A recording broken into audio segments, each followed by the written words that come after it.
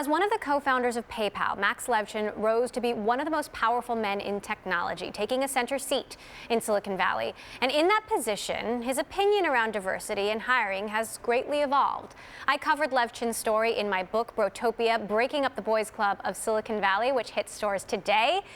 I caught up with Max Levchin and discussed how things operated at PayPal and beyond.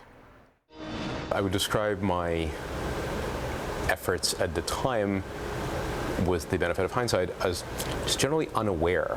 I was not particularly concerned with the gender balance or really any kind of balance. I was trying to hire good people as quickly as I could, and the one great source of excellent coders I knew was my alma mater, from where I came less than 2 years prior. And so I was actively vacuuming up the best and brightest that I spent time with in school, which all happened to be men.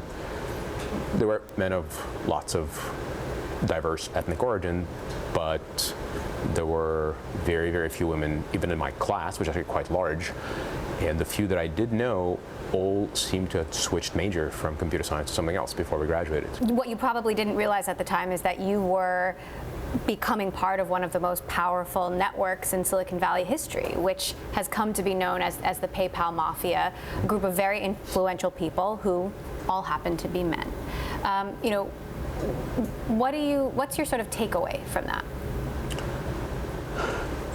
It's not unique in a sense that every successful startup, especially one that selects for drive and grit and entrepreneurialism in its early employee base, tends to generate kind of a wave of entrepreneurs that feed off the capital, the network, the cachet that you establish in company prior, you go forward. So I have nothing but great value to have derived from the network that we had established.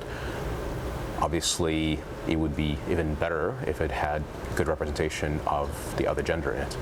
Do you think the idea of meritocracy is problematic in Silicon Valley? Because, one of the things that people who worked at PayPal told me was this belief that it was a meritocracy and they were hiring based on merit, when in fact you were hiring a lot of people that you knew.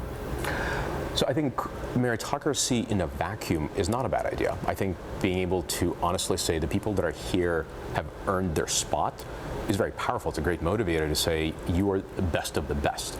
The downside of meritocracy, if that's the only criterion you choose, you select for people you know, because if you don't know how to reach out into other groups, other communities, other flavors of engineers, for lack of a better term, you're going to select from a fairly shallow pool. We ran out of candidates because I ran out of male friends at U of I, and there was really not anyone else to recruit. One of the most interesting parts of your story to me is what happened at Slide, where you admit that there were some bros and there was a sort of bro-y culture that developed and you took action. What happened there?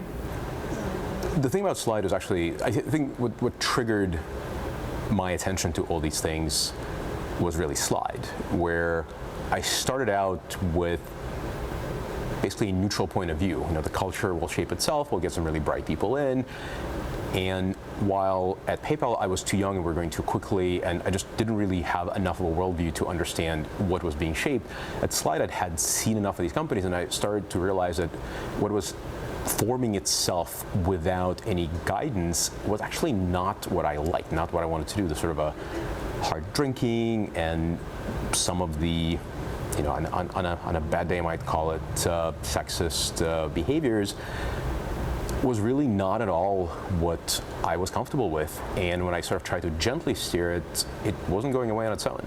And that, when I sort of realized, if I don't take matters very seriously and start pushing out and sort of drawing some very bright lines about what's okay, what's not okay, what's expected, it wouldn't cure itself. So what did you do?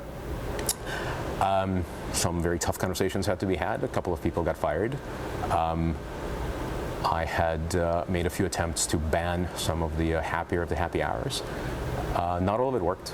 It's definitely, the lesson learned from Slide was actually kind of a sad one. There were a lot of amazing people there, people that I would work with again and again, and I am fortunately working with some of them again, so I'm very happy to report I didn't blow up those relationships completely. But just a small amount of bad behavior created such a negative patina to the whole thing, it was very, very hard to invert some of the choices that I didn't even make. I just sort of let them happen. Now at a firm, you've taken a different approach, and you are much more focused on hiring and promoting women. You know, what are you doing differently at a firm that you didn't do at PayPal or Slide? So the most important thing that we did at a firm is we took culture as a sort of first-class citizen. There was never a moment when we didn't ask ourselves, what is this decision, what is this process, what is this framing do to our culture, how do we think of our culture? A firm is the first company, this might sound embarrassing, but it's the first company where I wrote down our core values before we made our first hire. All the companies that I founded in the past, the culture merged, and sometimes it was better, sometimes it was not. With a firm, I came into the founding with a view that I have to form the culture, I have to control for what I want this company to be when it grows up. Even if we had no employees, I want to know that it's the kind of place that I'm proud of, as opposed to the one I'm trying to fix. How do we get more people, and mostly men, to understand this problem and do something about it? You know, what do you think needs to be done? What do CEOs and investors need to do? So I think it's there's a bunch of things, and I don't know if I have an exhaustive list. I think just being aware of the fact that it's a talent war, and the way you win it isn't just by saying, well, I'm going to go back to the same old well and get the same people out. The way to win it, at least what's worked for us, is you widen the net you cast, and that naturally leads to embracing of diversity and inclusion, because you find diverse candidates in diverse places.